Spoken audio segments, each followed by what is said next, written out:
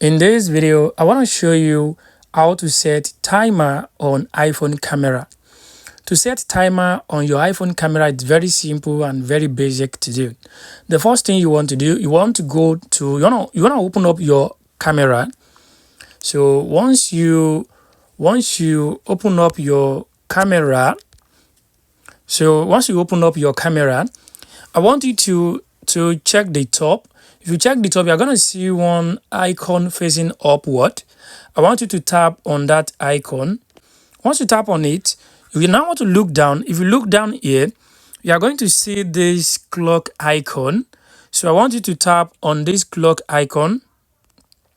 So once you tap on this clock icon, it's going to ask you, do you want to put this timer off, or you want to select 3 seconds? You can select 5 seconds and you can select 10 seconds. So let's select 5 seconds here.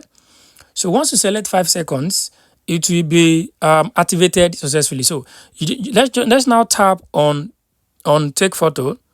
So you can see it is now reading 4, 3, 2, 1. Can you see? So guys, this is how you can actually set your camera on set your camera timer on iPhone. I hope this video helped you. Thanks for watching.